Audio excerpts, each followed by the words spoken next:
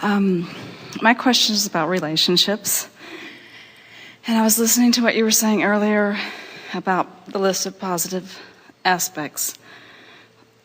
And I can't remember what it was about, but it was about like someone you're having an issue with. And in a relationship, how do you know when you should just move on to another relationship or go out on your own or divorce? Well, here's the thing. First, we want to acquaint you with your vortex and help you to make that your predominant relationship. So when you care about the relationship, the vibrational relationship between you and you, now you're standing on solid ground. And then the relationship of the vortex, or the energy of the vortex, will call you to your best good, to what you are really wanting. It's that easy for us to say thing about just don't leave a relationship from outside the vortex. Make sure you're in the vortex. And when you're in the vortex, you never leave anything. You just go somewhere else. And there's a huge difference between leaving one place and going to another. In other words, it's the difference between lack and alignment. It's the difference between resistance and allowing. So what you're essentially saying to us is, how much should I tolerate and how bad should it get before I go? Mm-hmm. And we say we would tolerate nothing. In other words, we wouldn't put up with anything. But the most important thing that we want you to hear is, it's not what somebody else is doing to you that's making the relationship not feel good. It's what you're doing to you by making that relationship more important than this relationship, and then resenting that one because it doesn't give you the feedback that you're looking for. In other words, when you're looking to another person to buoy you up, to fulfill you, to reassure you, to adore you, to love you unconditionally, you're asking something from someone that you shouldn't be asking of anyone other than the source within your vortex, because it's not their job to hold you as their singular object of attention so that they're there for you anytime you need them. Your inner being is always there for you anytime you need them, anytime you want, anytime. The resources of source are always there for you, you see.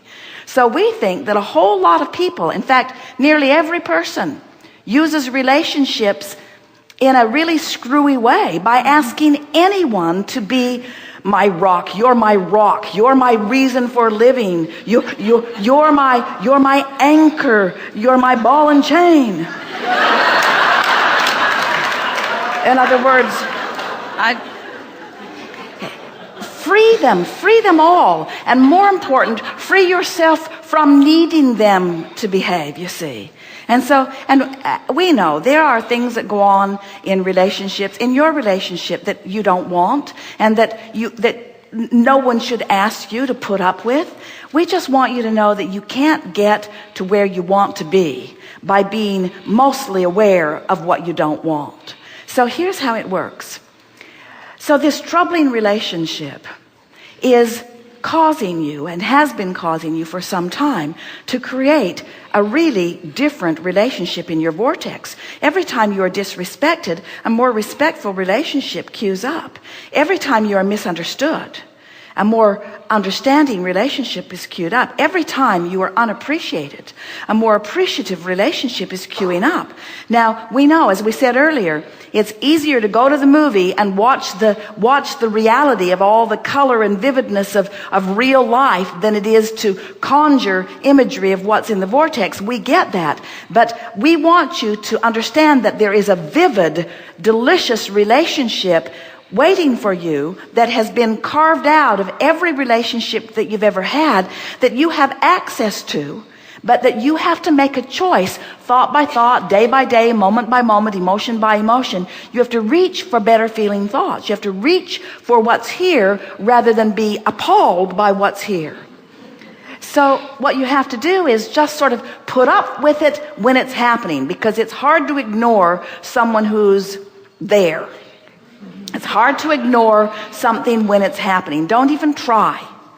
But in those moments when you're not being tested to the fullest, In those moments when you're lying in the privacy of your own mind in bed and you have the ability to conjure thoughts, think about the vortex, not about the better relationship. Think about the vortex. Think about the peace and wonder and fulfillment of the vortex. Because what happens is, you see, you've already done step one. You've already put the relationship you want in the vortex. Now, the more you soothe yourself, the more you allow your vibration to raise, until eventually, it is our promise to you, your vibration will raise to the frequency of your vortex, and then you are a cooperative component to all of the things that you've put there, and then the impulse to act will be so strong that you will not be able to deny it. But it won't be a moving away from, it will be a coming home to feeling. Hard to hear when you're all wrapped up in what you don't want. So all these words are doing for you is, as you trust Abraham, as you believe in the overall message of the vortex, what we're doing for you here is letting you know that we've seen what's there. We've seen what's there, and you can see it too. And when you do, you'll know what to do. When you see it, you'll know what to do. What's got you down now, and a lot of people say, well, Abraham, it seems like any relationship is better than no relationship. And we say, not really. Not really. But there are a lot of people that feel that way. This is better than nothing. And we say, you are not in a position where you're having to choose something unwanted over nothing. It's something over something, something wonderful over something not wonderful. That's what the choice is. Something wonderful, something dynamic, something deserved, something equal to who you really are, something in alignment with what you've put there. You deserve a wonderful, wonderful, wonderful, wonderful, wonderful relationship, you see. You deserve a wonderful relationship. That's what's there for you. But you just got to go to the pantry for a while and eat things that distract you. I have been. So, when my partner is being especially negative, well, that's not the time to do any work.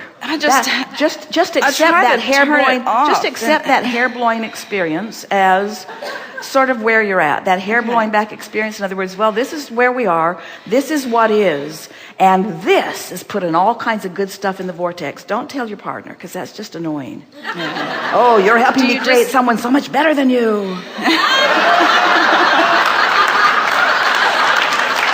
Every time you act like that, my life gets better over here.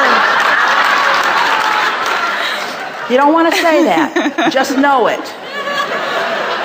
So, do you just leave the room every time? Do you just say again? To distract yourself from like the ongoing negative stuff? Do you just leave the room every time? Just go into your... You know what's interesting about this? You all watch television with all that stuff going on that's negative without feeling a need to leave the room.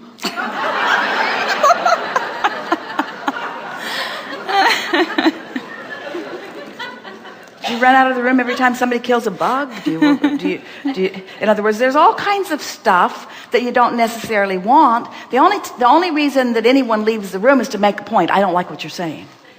Off you go. In other words, you want to de-emphasize. You want to de-emphasize the unwanted. Okay. So be here. This is the key or the trick that you're looking for. How can I be inside of it, in the right smack dab in the middle of a manifestation that is unpleasing, and offering a different vibration? Mm-hmm. Well, watch your children. They figured it out. They ignore you. They pretend like you're not there. They don't hear anything you say. You could be just in a horrible mood and they don't know. They don't care. They're not hanging on your every word. They're in their own world. You keep shaking them, dragging them back in and saying, listen to me, listen to me, listen to me. And maybe sometimes your relationship does that to you too, but we think you're exaggerating. We think you have the ability to bliss out far more often than you've been giving yourself credit. Our friend did it, and the happier she got, the more out of vibrational sync she became with the one who was giving her grief, until the universe just put them in different places. You see. So first, we want to be clear. We are not for a moment suggesting that every time you feel that way in a relationship that it means you're moving on to another person, because often the very person who helped you create the better relationship can be the person who helps you fulfill it once you get caught up to speed with what you're really wanting. In other words, that's one of the benefits of not taking action too soon. When you get into sync with who you really are, the people around you begin to behave differently. And sometimes you even feel like you're magic. Our friend thinks he's God.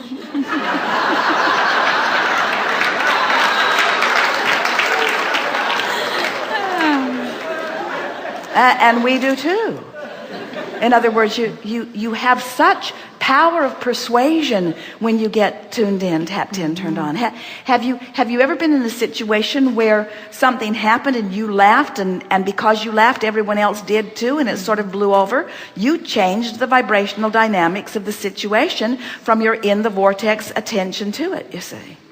So what have we said to you here? First, don't be hard on yourself. But second, and equally, don't be hard on the other person, because you can't get to the person that you really want while you're railing against the person you don't want. You can't get to the behavior that you really want while you're taking detailed notes of what's wrong with what's going on. In other words, you're wanting to deactivate that in your vibration. And we've never known anyone who could deactivate something without activating something else. In other words, you just can't push against what you do not want without making it bigger. So you have to just do your best to withdraw your attention. And that's why you said, should I just leave the room?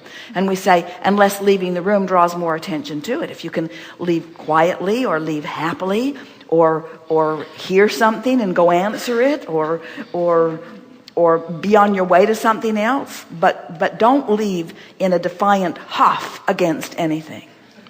Because you're not wanting to proclaim to the universe, I'm leaving this, because the universe will say, well, here's some more in the other room. You see. Very good. Very good. Thank you.